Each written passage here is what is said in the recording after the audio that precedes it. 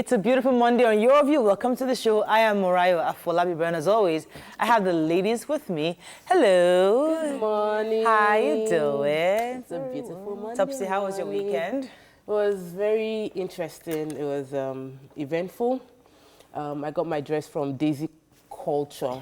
She said you were at her lunch. I think so. Yeah, Deji Culture. So she gave me, I got gifts. I just came to moderate though. And then somebody now called me and said, you asked the questions that were inside our hearts.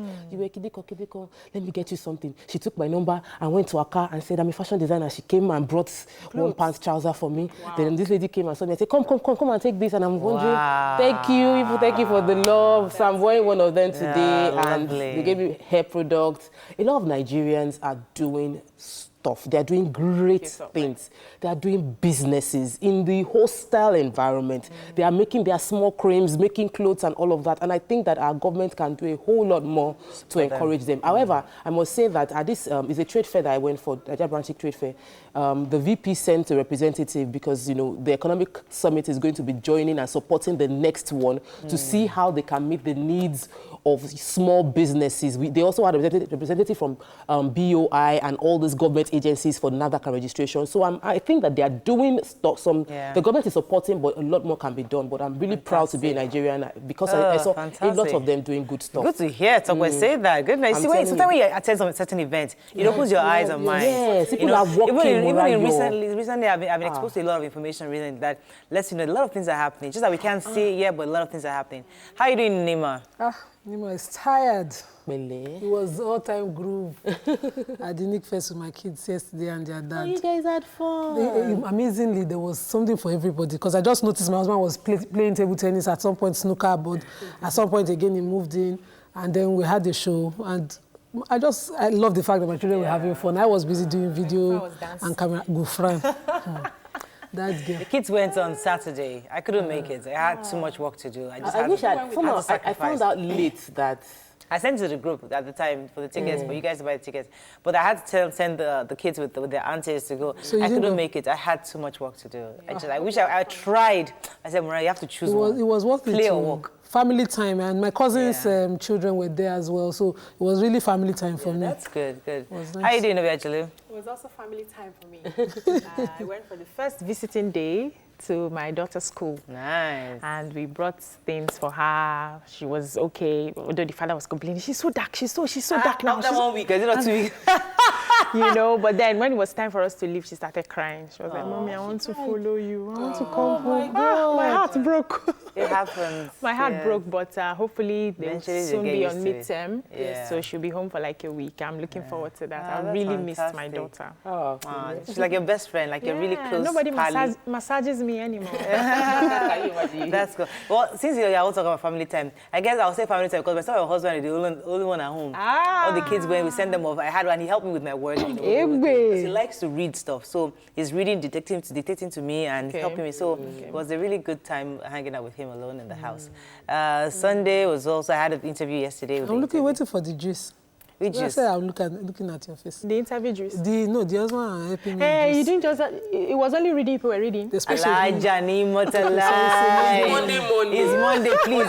That kind of shit. I even have good news to I have good news to share. Maybe at the end of the show. Are you pregnant? No. No, yeah, I have good news to share. My brother-in-law has just put to bed. Yes, my daughter's my last born's birthday, the same day. She prayed for it that she wanted to have a baby on the 28th of September. The one who does Thank God. Thank God. She's been through a lot. Yeah, she is. It's for post-production. It's private. It's private gist. It's not private, it's public gist, but it's for post-production. This is juice. Let's digest it upstairs. Okay, no worries. Let's go on a break. It's Monday, lots happening. When we come back, we'll discuss the front pages of the paper. Stay with us, we'll be right back.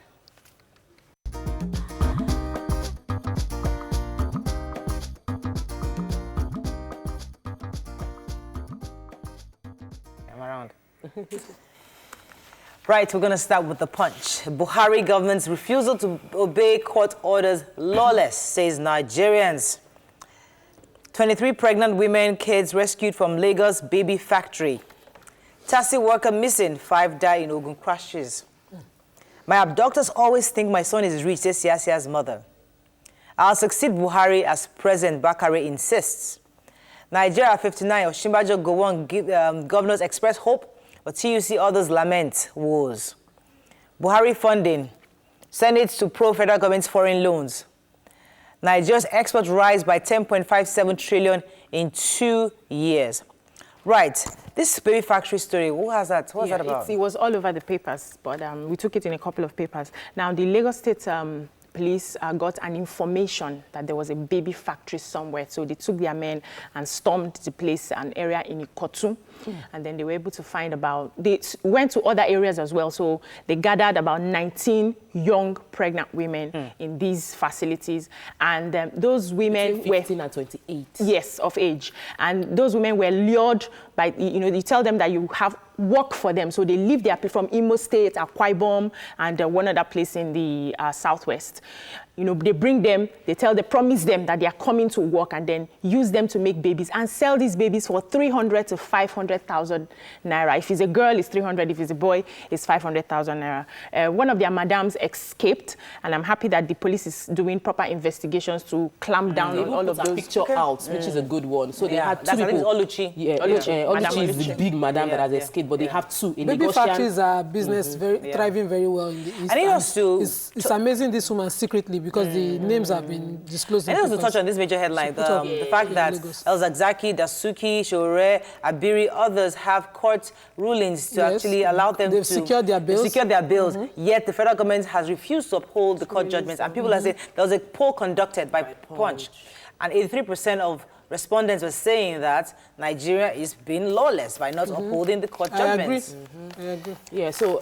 Should we quickly link it to Showere's story in the papers this morning? So Showere secured his bail, and then the federal government, again under the DSS, refused to obey court orders to release him, and are arraigning him this morning on a 15-count charge of bordering around 3 major offences: money laundering, treason, and internet fraud. So they finally decided to arraign him this morning. We're wondering, why not release him if you have an issue with the bail? And then, rearraign him for the offences from home. A government that is fighting corruption and disobeying the law. Because Femi Falana spoke about the fact that we're not giving a good face out there, because government, private investors or foreign investors that want to come into Nigeria are looking at how we deal with ourselves. So if the government can choose to disobey a court ruling, then why should I, as a business, trust that this government to keep to their own part of the deal? The government can change their mind. It doesn't look right at all. Let's move on to the nation. Go on to military chiefs. It is time to end insurgency. Picture here of Madam Siasia, my ordeal in kidnappers' den. Kaduna Islamic Center victims return home. 19 expectant moms freed from Lagos baby factory. And Bakare explains presidential video. Let's talk about Siasia's mother for a second. Who has that story? Yes, Ima. Samson Siasia's mom is 80 years old, and she's been kidnapped for 75 days. She was finally released, and she was given her own side of the story, in that most of the kidnappers felt that our son was very rich and that he was going to be able to meet up the bail conditions, and was so happy that she's back home. And she was saying, it was really stressed. She was ill when she was kidnapped. And even now, she was saying that all she wants is just to get to the hospital. This is her second time she's been kidnapped, and this was the longest. Because, of course, the son has hit a jam. He could not give them money. And I'm so happy for the family that they have been reunited with their mother, which is really important. This is a serious indictment on... I do not like the fact that the Bayelsa state government does not, take up these issues. She lives there. Because other state governors always, jump at it and try to get their citizens, their indigents out. They did, and we did not know. No, but it's not... It wasn't even discussed. It wasn't at all. There was no. They were not. Their matter on their side on this issue was not even brought to the papers at all. Let's talk about Bakare for a second. Who has that story? So the story the video clip went viral, actually, of the pastor of Latter Rain Church, the senior pastor of Latter Rain Church, Tunde Bakare, saying that he would succeed Buhari, and that President Muhammadu Buhari is the 15th Nigerian president, and he will be the 16th Nigerian president. Now, in replying that, this Sunday, he now said that video was from 2018. Specifically, he said the video happened in February 2018, and that some people just brought it back now. Well, he's not going back on a statement. He knows for a fact that he's going to be the next president, and that we shouldn't join the issue, because that there's a false allegation that they are linking his pronouncement to VP facing crisis, that he has nothing to do with the vice president. Anybody that pulls someone down on his way up would also end up down. Okay. That's what he said. So he's saying he has nothing to do with it. That if the vice president has followed his own oaths of office, he will have no issue. Yes. He'll be vindicated that he will succeed. Moving on now to Daily Trust. Governors spend billions on sponsoring pilgrims. You've got to see this breakdown. But let me come back to that. How we defrauded accommodation seekers. 90 billion naira saga, why we visited Osinbajo says can. How forex restriction, border closure could unlock ₦1 trillion for farmers. Independence, God has taken away our enemies' power, says Osinbajo. Let me give you the breakdown of what Daily Trust has put here. According to Daily Trust, they put a report saying that the state governments that have not paid salaries are spending millions on trips to Jerusalem and Mecca. For example, Sokoto has spent 100 million naira, Kebbi 300 million naira plus, Zamfara over 222 million naira, Ogun State right here 135 million naira, Nasarawa 276 million, Plateau 2 billion naira plus. Plateau. Gombe 194 million naira, Taraba 276 million naira, Cross River 14.4 million naira. Oh, they are even. And Adama 148 million. So these are the monies spent. Yes, we've been having issues on paying subsidy for the wrongest things, including pilgrimage. I was criticized when I was on the couch when I said that pilgrimage shouldn't be subsidized by government. Government shouldn't even be involved in it. And people rushed at me. In Islam, let me not talk because let me not go where I don't know. In Islam, for instance, it is an act that you do based on your capacity, and only one Hajj is what you owe God. So if based on your capacity you can do one, sit down, go and I would like us to make it a topic another day, because I want us to move on. I don't understand how it's become political. To say, are we not looking at the economical impact of all these monies we are using to go? Okay, we'll definitely discuss it further. Let's move on. There was a accommodation seeker has been defrauded. So 5 men are suspected to be fake real estate agents have been picked up from the Lekki axis. So what they do is they put up posts on social media, different websites, advertise, and then people call in and buy. Scammers. Let me even mention him. This is Hakeem Ademola, a group of 3 of them. And they wanted to defraud Mr. Obi. Mr. Obi suspected something. He now went to research the real owner of that building, found out, alerted the police, and they were able to arrest Hakeem and his cohorts. And that's how they got them. Moving on now to Daily Sun. Khan makes a U-turn on Osinbajo. Ohaneze plans big for Zik Ojukwu Biafra heroes. Treasonable felony, FG arraigned Showore. 59th death, independence. Senior citizens urge federal government to address challenges. Apapa Road churn dump site den of rogues. Nima talks about this every single day. Which story are we taking? Ohaneze? Who has that story? So, yes, they have planned to immortalize the Nigeria's first president, Dr. Nnamdi Azikiwe, and they're saying that they want to build a memorial that they pattern after the one in Washington, D.C. So anyone who wants to get more information on the cultures of the Igbo people, once you get into that memorial, you see everything. They've gotten all their papers.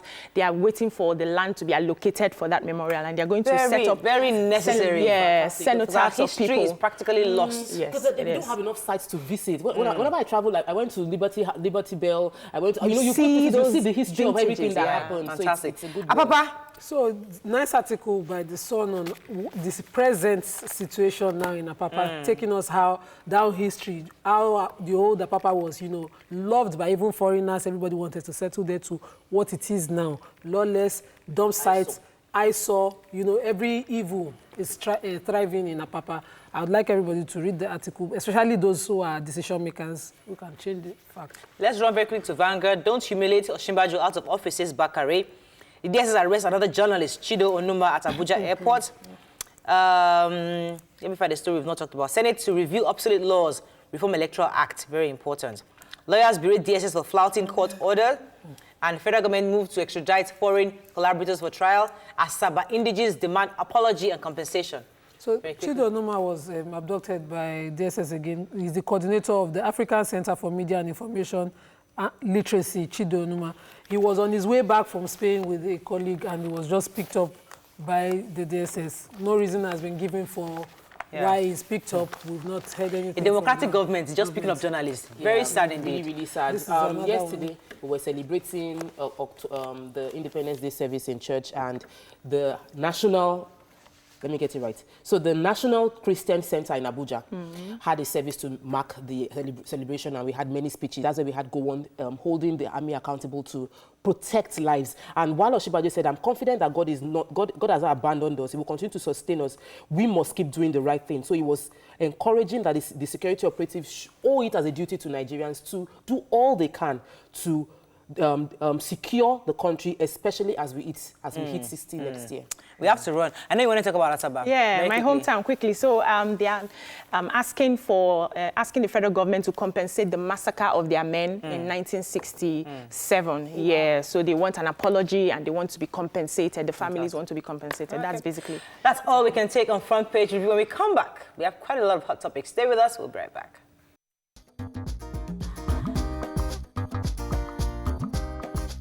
Stay tuned.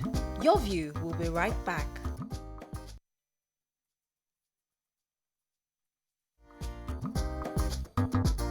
Welcome back to Your View. Welcome back. According to reports, nearly 300 men and boys have been rescued from a building in northern city of Kaduna, where the detainees were allegedly sexually abused and tortured. Report has said that children as young as 5 were among those that were chained at what was thought to be an Islamic school. Now, a lot of people have been talking about this since last week. In fact, we have a correspondent, one of our correspondents from Kaduna, Tessim Akende, on the phone to enlighten us more on this issue. Tessim, are you there? Yeah, sure, I'm here. Thanks for joining us. So, this issue has obviously been on the papers for a few days now. We have reports that many of these children have been reconciled with their family, and the fact that some mothers were objecting, saying that they actually deliberately took their children to these schools, to this school. What's been the update so far on your own end? Yes, that's the latest. It all started on Thursday, and yesterday I visited the school in the evening. It's still under lock and key at the moment. Okay. But where the inmates were evacuated to the Hajj camp in Kaduna, I also visited there. But most of them have been reconciled with their families. I met 3 of them from Burkina Faso, Ghana, and another African country who the government is trying to make sure they are profiled correctly before they are returned to their countries, because it's a bilateral thing. Do you have an idea how many children and men were there? There were 314. Okay. I also made efforts to reach out to the legal team of the center. They described what has happened or what the government has done as very wrong, because in their words, this center is rehabilitating and it has actually done a lot of good to Kaduna State, Nigeria, and other African countries by, remolding and reshaping the features and the character of these people. So, just allowing them to go in default of the legal advice of the rehabilitation center is wrong. Right. Okay. That's right. So what's the state governor doing at the moment? Because the papers carry that about some of the children were actually very sick. Is there anything, have you heard anything from the governor on the situation? Yes, some of them are actually receiving medical attention at the camp. Some of them, I saw them physically, they are receiving medical attention. Okay. But talking about government now, I heard a commissioner in Kaduna State, a very senior government official, told me that the people, the brains behind the center are to be charged, and investigation is ongoing by the police, and if found wanting, they'll be prosecuted. Okay, so Tessem, the Commissioner for Human Services and Social Development puts the figure at 140 of those who have been reunited with families. I wonder whether they were indigents or family members, they had family members in Kaduna State, so the quick reunion between families. Yes, this school has people or students from this school come from different parts of the country and even beyond. I met people yesterday. Some of the inmates are from Abuja, from Zamfara, and other places. So it's not just a Kaduna thing. It's quite big a school. Okay, so I wanted to ask you a question. Were you aware of this particular school before this event took place, before this, they were brought out? Were you aware, being that you stay in that area? Do you know what they've been doing before? Is it something that everybody knew about this place? Is it a popular school? Is it a popular school? Well, it's not a school that I knew anything about. It's in Rigasa. It's a highly dominated, seriously dominated area. But if you visit the school, you wouldn't really know what goes on there because it's not well ventilated. I mean, it was a big shock to see that we had that number of people, in hundreds, in that kind of building. We got in there. We saw children, we saw adults, we saw people that, it was not just imaginable for that kind of number of people to be in that building. Okay, we have to run up with you, Tessin, because I know we want to get in the DSP Yakubu online very soon to also ask him. But thank you very much, Tessin, for that update from Kaduna. I think very soon we're going to get the DSP Yakubu Sabo. He's the PPRO in Kaduna Command. Good morning, sir. Are you there?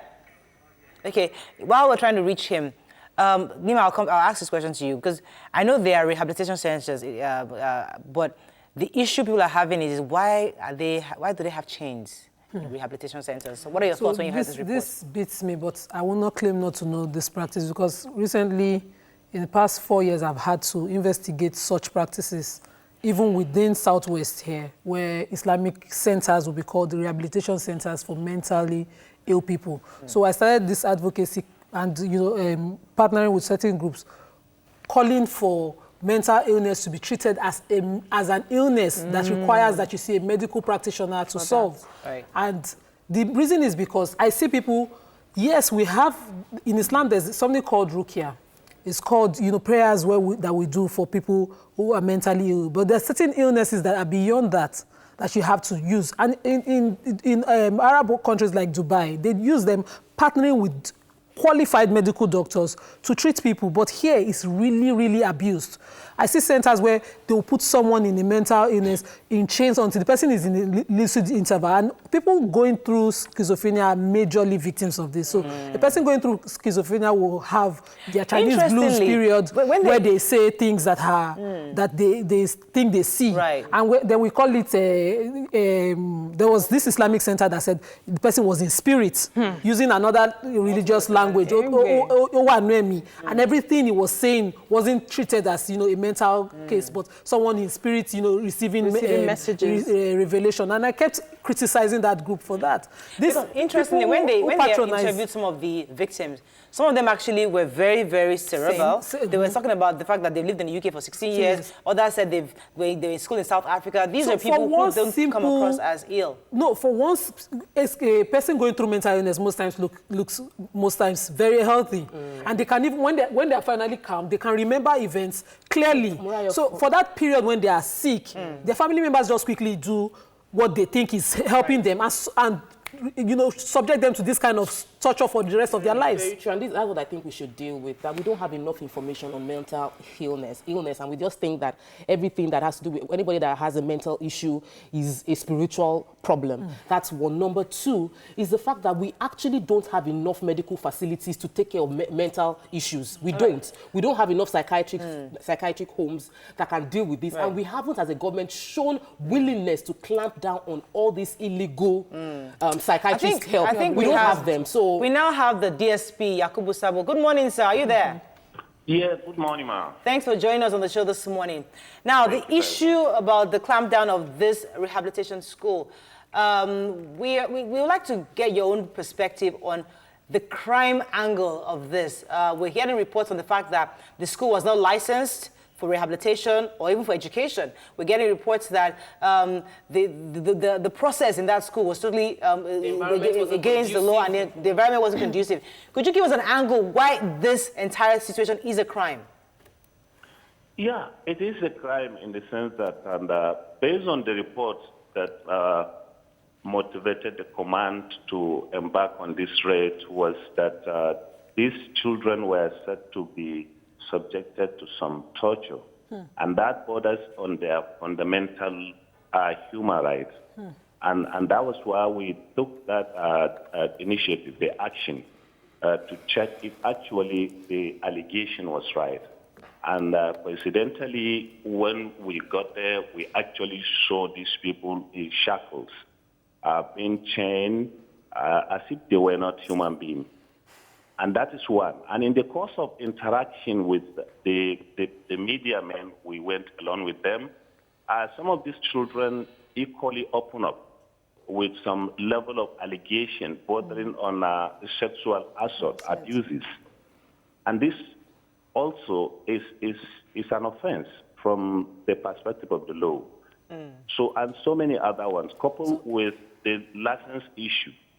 If the man is not licensed to operate even a school, and there we found the children that based on the questions we put to him, he said they had some behavioral maladjustment, and that warranted their being brought by their parents to. Do you have the license to operate correctional programs? No. These are the issues. So the parents, some of the parents insisted that the allegations of sexual abuse was false. So my question is, was there a way you verified, aside from verbal confirmation from the children, that it actually occurred? Definitely. The children that have given police statements were also taken for medical examination, and that is the process of investigation. Well, the investigation is still on, and the parent could not even have the status to know if these abuses were false or because they were not staying with them. It was said to be a boarding school, and these children, from the information we've gotten, is that even the parents could not access to them till after 3 months. So they see them once in 3 months. They could not vividly give account of what transpired within the institution for this length of period of time. These children have given the vivid account of how the sexual assault even took place. They were interviewed by so many pressmen, and they had their own version. How it all transpired, what they give them whenever they needed them to have this kind of unholy behavior with them. Right. So have we eliminated the possibility of human trafficking, considering that, we had foreigners, of other African countries, nationals within this facility as well, and the possibility of, trafficking our people across border, following the Kasina story this morning of human trafficking and slavery of Kasina indigenes outside the country as well? Well, we cannot establish that, even though the investigation is still on, until we hear from the parent how these children got to the institution. How the children got to the institution. Is it that they brought them for what purpose? The center is tagged as Islamic center, as a school. So since it is a literacy school, even if there are some other unholy things that are going on the ground, the parents could likely bring their children based on what is so written. Like if you have captured the signpost placed at the gates of the school, you could see that it is meant to be a school. Right. Okay, so some of the parents that came were shocked to find out that these particular abuses were going on, because they actually confessed that they only took their children to be taught Quranic education. Some say the children had some little behavioral problem, like they took to drugs and they felt they could bring them in. And these are the issues. So it is the investigation that will reveal that. All right. So, sir, you see, what I wanted to first confirm is, obviously, there wasn't a kidnapping taking place. Children were voluntarily brought in by their parents. Yes. And before we brought you on, I was talking about the fact that we don't have enough facilities to take care of people with mental psychiatric issues. And we have many of these around the nation. So what is the government doing to sensitize the citizens of this country to know that we should verify before taking children or taking adults into such facilities? What are the information we should find out before putting our children in custody of quote-unquote schools? Because these things happen. And what is the government doing to shut down illegal operations like this across the country right now, knowing that you've seen the damage happening within one, where voluntarily parents are taking their children to be molested, abused? Well, I think this question will better be answered by the Ministry of Education, because it is their responsibility to ensure that these schools that open all over have license, and they have curricula to operate, and even when they have the license, they must be supervised so that they will know what actually happens within, if they comply with what the guidelines, what the curricula says. Okay, before I let you go, let me just ask you this final question before I let you go. Now, for parents who are telling you that they approve of the treatment their kids underwent at this event, at this facility, and that they intentionally brought their children there, and they are fine with what happened with the kids. Now, does the state have a right to challenge their own claims in this regard? To challenge the parents are insisting that they approve of how their children were treated at this facility. Some parents, according to reports I read in the papers today, some parents are saying they approve of how their children were treated because they brought them voluntarily to get this treatment so that they can be rehabilitated. But if you disapprove of that, does the state have enough jurisdiction to challenge the parents' claims? Well, honestly, you see, this country is sometimes the people perception also play a role. And in this circumstance, if the parents are not aware of what is going on, I think they will go a long way to actually be like serve as witnesses on the side of the prosecution. But for those ones that say they are aware of they voluntarily took their children, we have to establish that, okay, now that they have taken their children to the school voluntarily, are they equally aware that the children have been subjected to these dehumanizing abuses?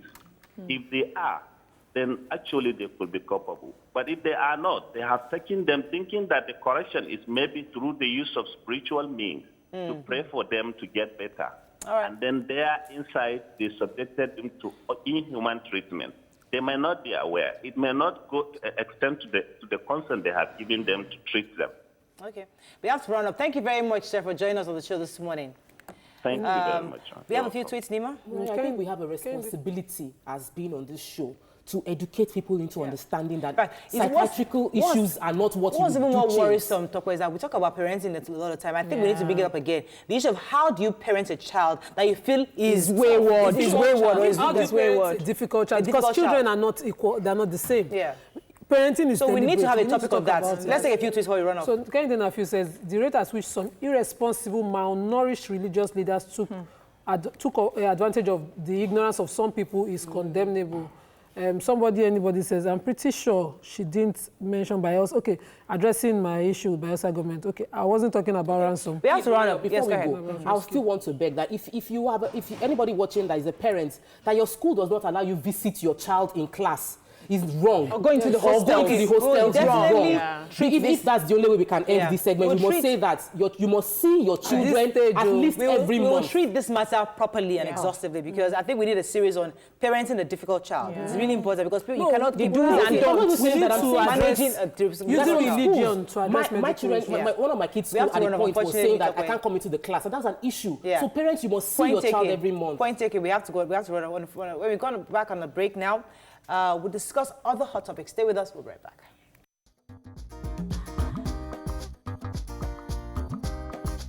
Stay tuned. Your View will be right back.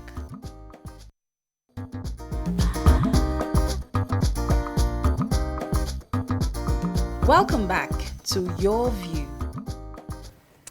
Thanks for staying with us. So over the weekend, a gentleman called Deji Adeyanju said that Nigerian youth are very, very hopeless. And they're actually the most hopeless in the world. Jesus. They also have no future, according to him. There is no hope for them. A lot of people have actually come up to him online saying that, how could he say that? Let's get your thoughts on 070-8066-8014. You can also tweet to us at TVC Connect. Please hashtag YourViewTVC so we can read your tweets. Right, so when we started the show, Toko was talking about how young people are doing great things, you know, and they need to be encouraged. So I think generally a lot of people feel like a lot of young people are doing a lot of things. However, the argument is based on the fact that Although the young people are doing great things, they seem to be totally oblivious to governance issues, things that need to do with their own future. Yes, they are struggling and hustling in this chaos. However, the real thing that can actually fix the problem, they are totally oblivious of it. Now, do you agree that Nigerian youths are lazy and there's no hope for them, according to Deji Adeyanju? Okay, so I believe that you can't generalize, and you should never generalize. Right. We do have a lot of hard working. When I say hard working, I'm saying hustling, begging, and dragging everything they have. That they are maximizing their time to make a livelihood, and they are doing a good job of it. And there are many of them in this country. Likewise, we have those ones that are layabouts that feel like they are entitled to something, that because we are from Niger Delta, there's oil under my soil, and you owe me a living in this country. You should. I've heard that they pay people salaries in other countries. Why are you not doing this for me? And they feel the entitlement. There are a lot of people in that category too. So we can't ignore one or the other. So but generalizing that Nigerian youths are lazy is a very wrong statement, because I've met and I am a young Nigerian that is working hard. But it's a fact that they are lazy ones. Okay. Me, I think it's an insult. Okay. On behalf of Nigerian youths. These are people who go through school. A course of 4 years takes them about 8-9 years because of the incessant strikes. And then they graduate from school. There is no job, because most of the jobs they would have gotten in the first place, they had lost it because they've passed the age. And then they go through NYSC, come out, and everybody is hustling on the streets. I am a Nigerian youth, and I hustle. I have people around me who have hustled. There are many of them. You need to put up seminars on how people want to train to develop themselves, and you see Nigerian youths in masses coming out to develop themselves. So it is unfair to stand and say that they are lazy. Now, a parent who goes outside to say my child is bad, you have a problem. We are just treating the symptoms. We're not looking into why do you think these people are lazy. What is happening? Have you provided what is needed? A typical Nigerian youth is his own president. He's his own governor. He provides his own light. He does his own road. He does everything for himself. And then you sit back and say they are lazy. Nigerians before you go ahead, please. Nigerians all over the world, there was something circulating on Twitter, I think about a few weeks ago, when white people were saying that I have a Nigerian husband, they are very hardworking. Nigerians go outside the country, they do 2 to 3 jobs, and you say they are lazy. Okay, it's unfair. Okay, all right. I feel insulted this morning. I agree with you to some extent. But then again, even you, did you vote? How do we pick our leaders? How many times did I go At there? some point, we deserve what we get.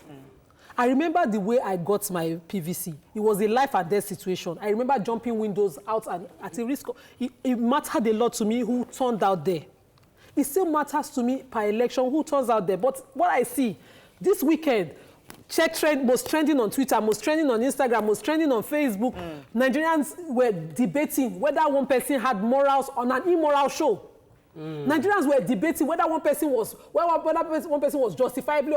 People who we thought were looking up to were busy doing live videos, criticizing something we should not even pay attention to. So we must have while we were paying attention there, they were picking up journalists from the airport. Right. Nobody was raising protest about it. What I'm hearing is that we're not saying Nigerians are lazy because being entrepreneurial. We're not necessarily. No, we're not. No, the issue is governance. They totally are clueless on what's going on. No. It's not about clueless. It's not about being clueless. Right. It's about being nonchalant, indifferent. Don't care about the people who will make decisions that will affect your future.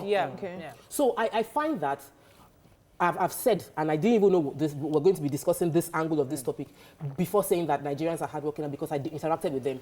But I've also seen the lazy ones. I've also seen the ones that I've given opportunity to do free training. I have trained over 300 young Nigerians on makeup. And it's not because I've not opened the doors to about 500 of them. I'm saying that 300 got certificates.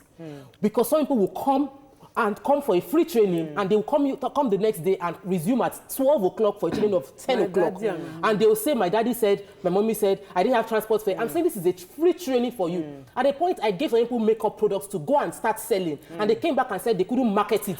So I have encountered hardworking and not hardworking ones. And if we decide to say, oh, you are insulted because you're hardworking, we're not saying you are lazy. We are saying that some are lazy. And until, as a country, we embrace the fact that we don't have a culture of loving hard work. Let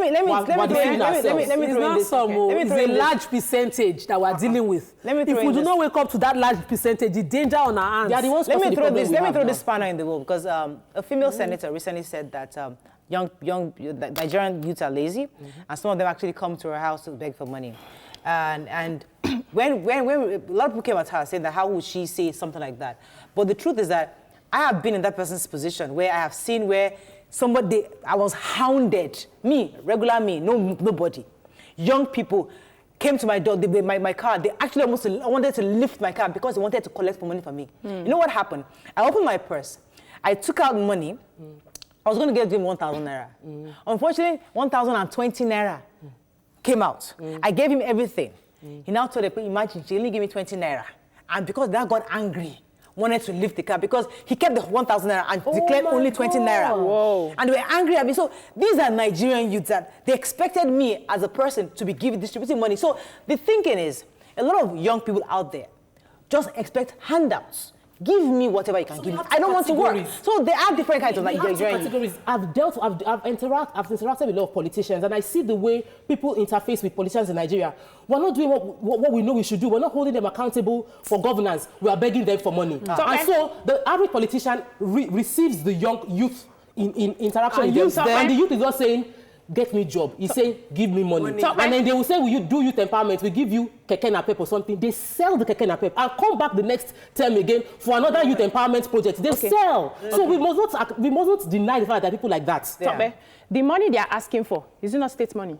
So what? So hold on. We have been debating on this table. Minimum wage they have refused to pay. These are children who come from such homes. So, but we have collected. The senators have collected welfare package. Yes. You did not. Yes, most of them. We have collected welfare package. Wait. We have money disbursed to buy cars. So let me tell you the mindset of the typical. The mindset. Thank you for clarifying. So-called lazy Nigerian out there who goes to beg a politician. He says that you are eating from the national cake. I should have my peace. Eating what? Because the truth is, the people who stand up to protest are still in custody. They have not been released. So let me give you. People are afraid. I'll come to you. A protest. Let me come to you. A senator, for example, is given a certain amount of money to do constitutional projects. That's the job this person has been given to do. Do you see it? Now, a lot of times we see them. Sometimes we don't. We do see it. Let's be honest. I'm just going to quickly agree with Obiajulu to some extent. See, what she needs to say is that this is not the legitimate way to access your money. So let's exactly. That's what I was driving at. Money by feeling entitled, but we know that this thing grew because our politicians continue to take and I just gave you their mindset. So we need to change that mindset. So before we go outside and say they are lazy. So let's go back to what I was saying earlier. Yes, you're very right. Many of these senators don't actually do constituency projects. You don't see it. Some who even try to do, they just provide and vending machines, which is beyond what we are expecting of them. So I don't want to make it look as if it's our entitlement to go and collect what they've given them at federal government. It's not ours. That's what I wanted to correct. They are supposed that budget is specifically for certain things in their constituency. So that's why I said in the beginning that we are treating the symptoms and not the root cause of the problem. So we need to change the mindset of our young people. We need to channel them in the right direction of how to get such things done. At the same time, the parents need to provide what is expected. So that's my point. I find myself in the place where I understand the grievances that our young people are facing.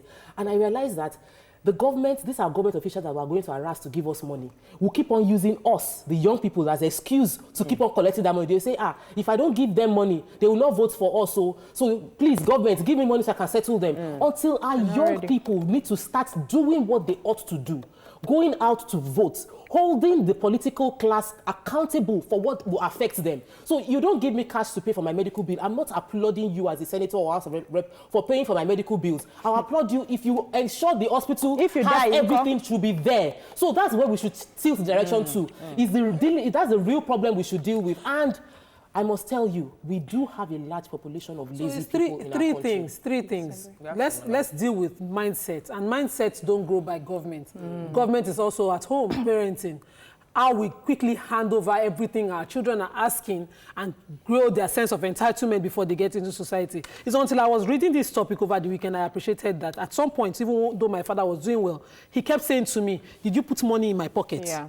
That pushed me to start business at 16. He kept asking me, every time I just comment, I want. Oh yeah, give me. And he'll say, did you put money, did you work money here? Do you know at your age I was feeding my younger ones?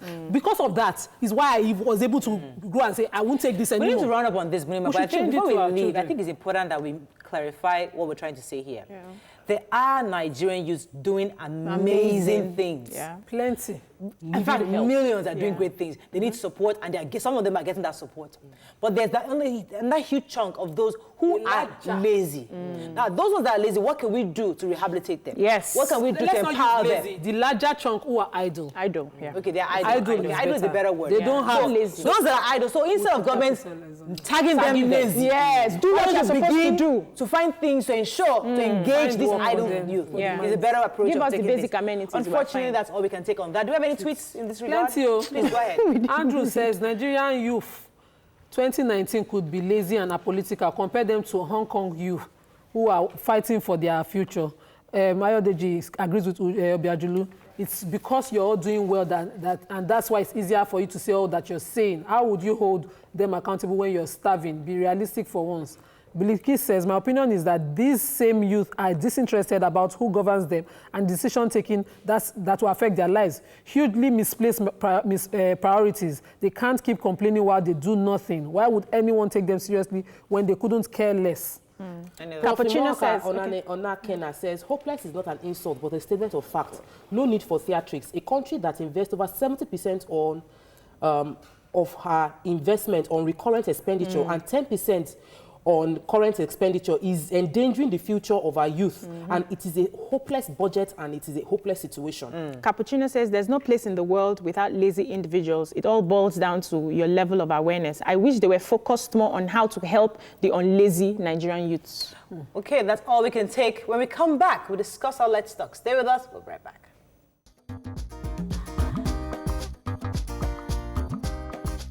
Stay tuned. Your View will be right back.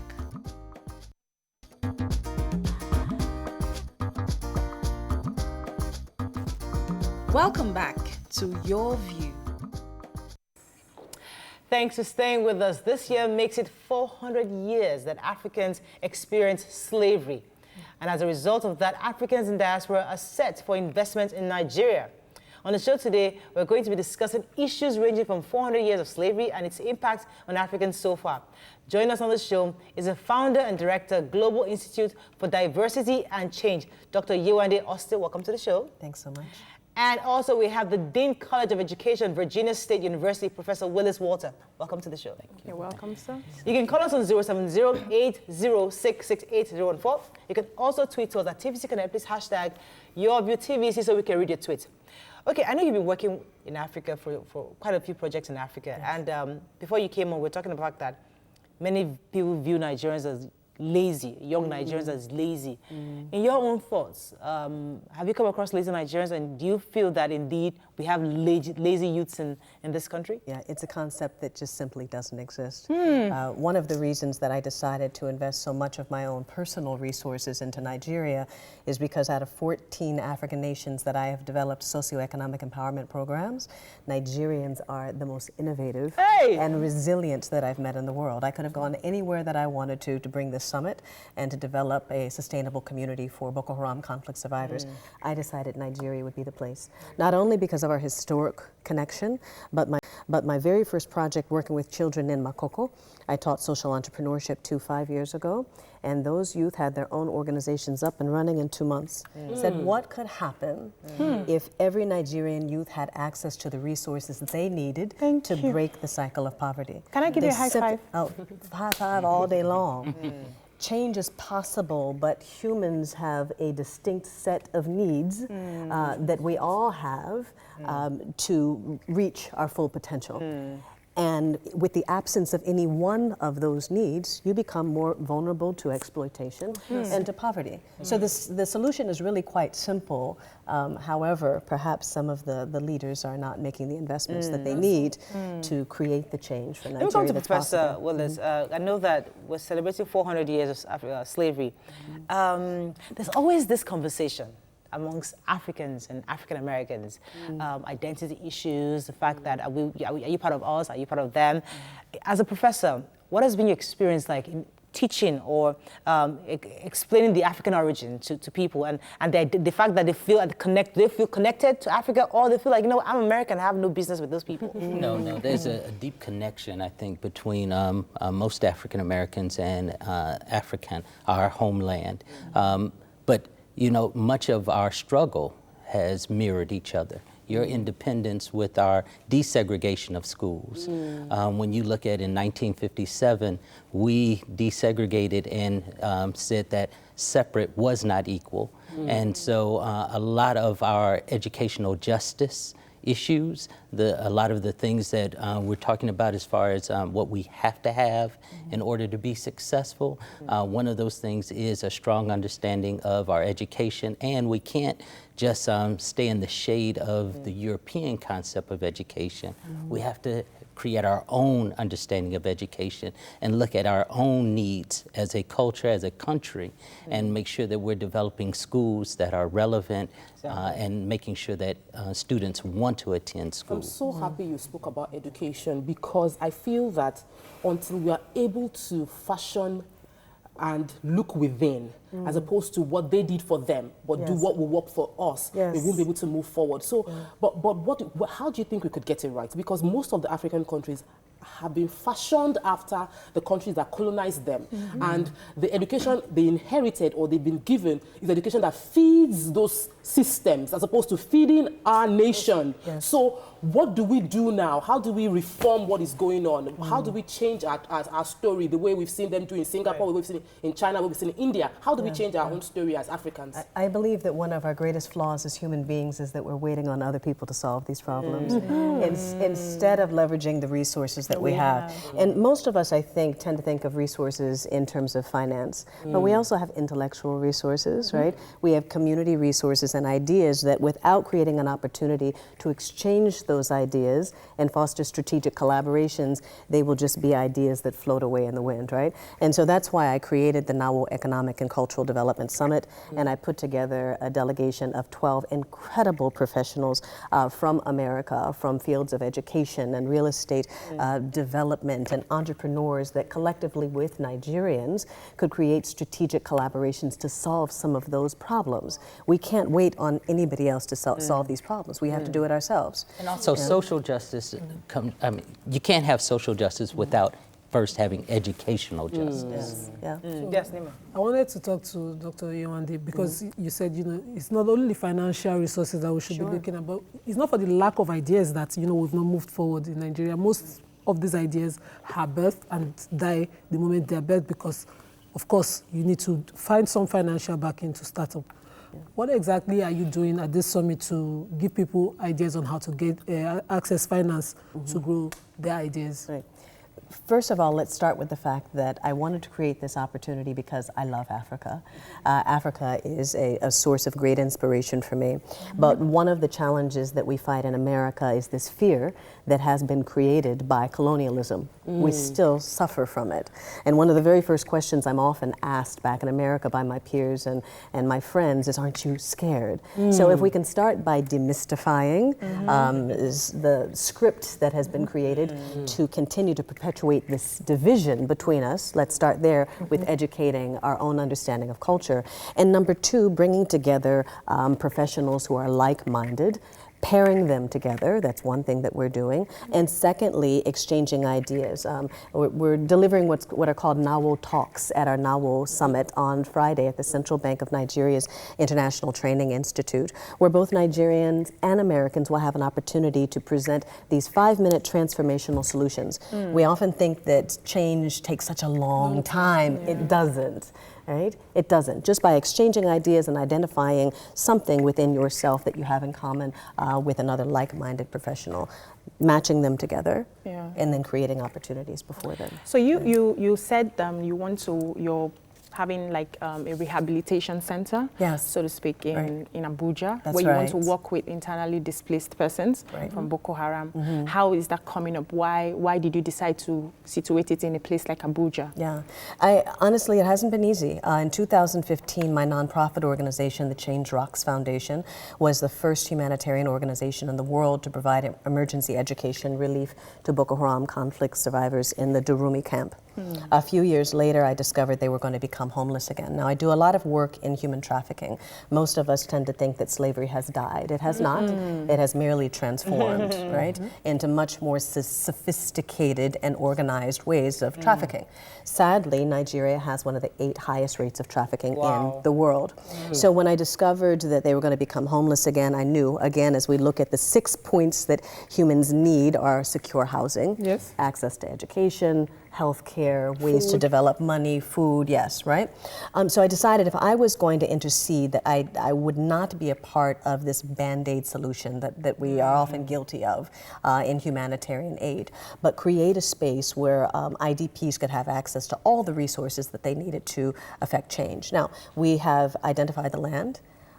But government is also very excited about us replicating this project already in several other parts of Nigeria and across Africa. But the funding has been a challenge, and it's one of the other reasons I brought the delegation together. But what we have done with the resources we've generated thus far is I've taught social entrepreneurship to the women. Can we talk about the women of Nigeria?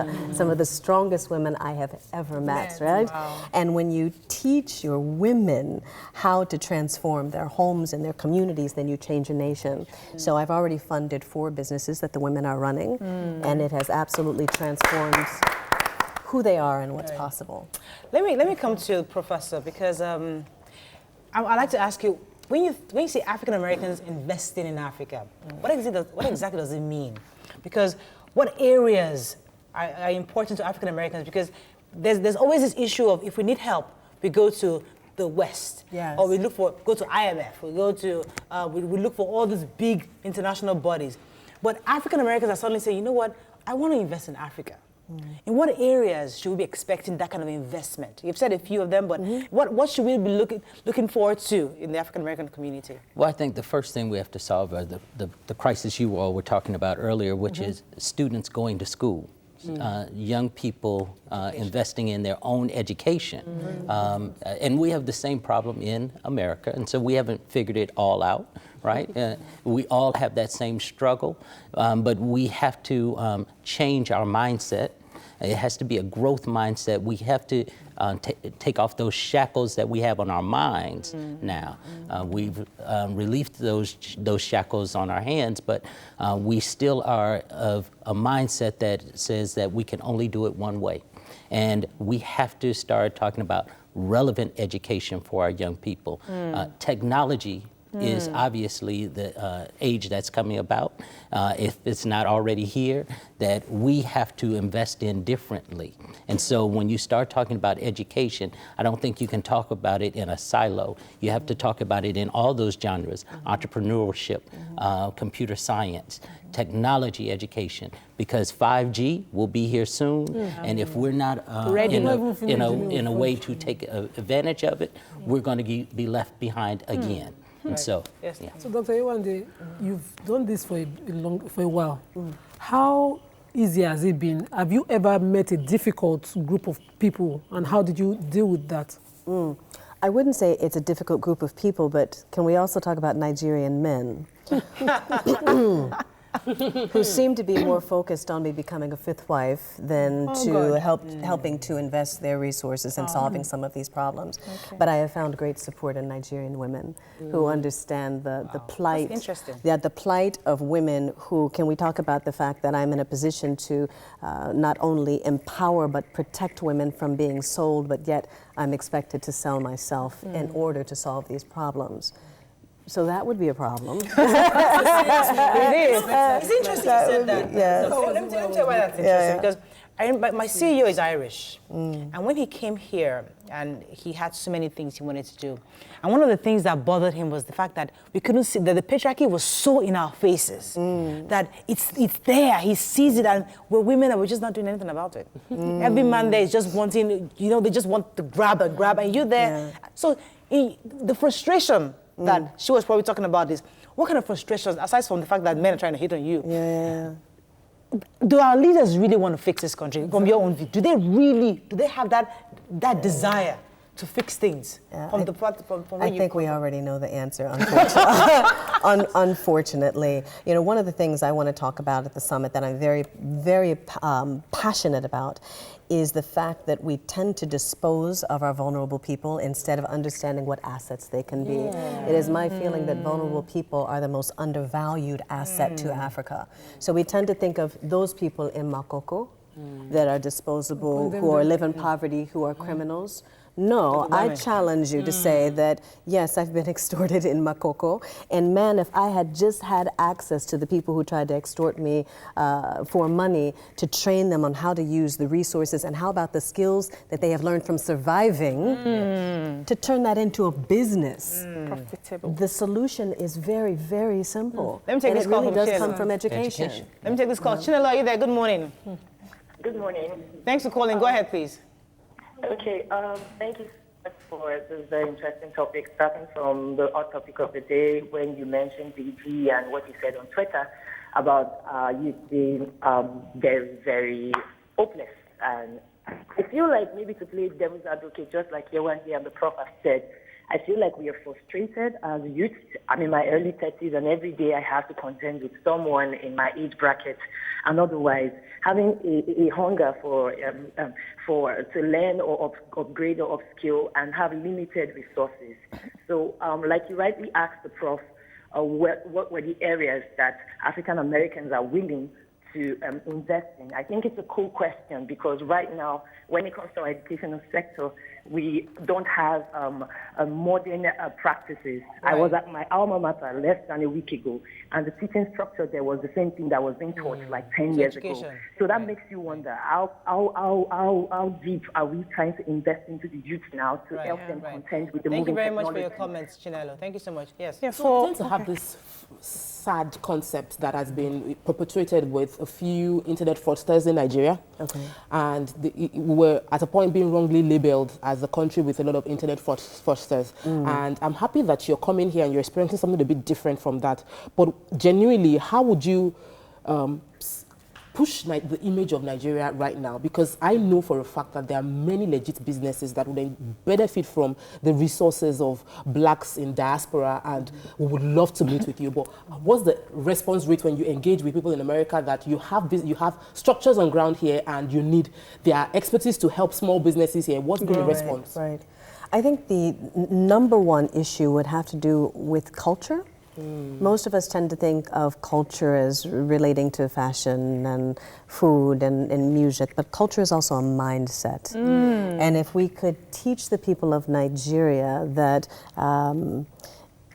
there are no quick solutions, right? But the solutions are using the resources that you already have. If there was a culture of promoting nationalism, of promoting independence, of creating revenue-generating opportunities that can also impact community, which is why I'm a big advocate of social entrepreneurship as well. You'd be amazed. When I first started teaching Boko Haram IDPs, I did have a choice. Do we want to go straight entrepreneurship? When I presented them with social entrepreneurship and the fact that they could make reusable sanitary napkins, for example, that would not only generate funds for them, but also to improve educational access for girls who've reached the point of menstruation but don't have supplies. They're like, we want to do that so that we can reinvest our funds into solving problems in our communities. When we come back, we'll continue this conversation. Stay with us, we'll be right back.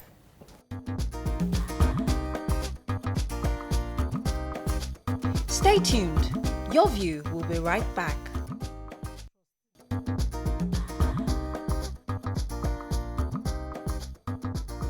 Welcome back to Your View. Welcome back. Yeah, Virginia had a question. Yes, so Professor, I'm someone who's passionate about education. And I realized that most of the problems we have is the fact that our curriculum is obsolete. And for schools who have upgraded, they are very expensive for the common man. So is there any way are you having meetings with stakeholders to see how this can reflect on the general society? Is there anything like that? Well, I think my 5-minute talk is really about how we can collaborate differently, the United States and Nigeria, to bring about some of the research and some of the things that we've learned as far as attendance in schools, also collaborating in a way of computer science education to connect with students to make it more relevant. But third is training for higher ed positions, because one of the reasons why you have a disconnect is because of the low number of individuals that can go to college, get a higher education, and then come back and contribute to their community. And so we have to do a better job of connecting, whereas we can grow more higher ed positions and get more individuals trained with master's and doctoral degrees that they can come back into their community and do an entrepreneurial change in those K through 12 schools. Okay. So Dr. Yewande, earlier when I asked the question of difficulties that you face in training people, I was looking towards maybe how do you combat trust? Because you focus on IDPs, northern cultures and all that. But I was shocked by your response. But I wanted you to talk about how you deal with the cultural resistance to growth. Some people would say, no, we are not. They have this rule called Bashiga. Women don't come out. Go outside. The rules around there. How did you combat those things?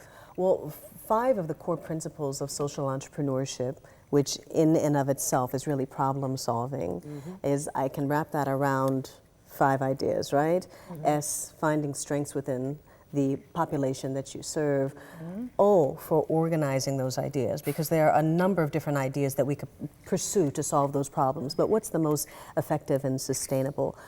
3 is L, listening to the needs of the people. That's very, very important for me to understand what the needs of the people are that I serve, that I'm not just coming in, just pushing my own ideas, but learning what's important to them, right? V is for evaluating not only your past experiences, but other models, so that you identify perhaps where there's some deficits in current models, and perhaps some of the lessons that you've learned in the past. And E is execute, which sounds like a very simplistic idea, right?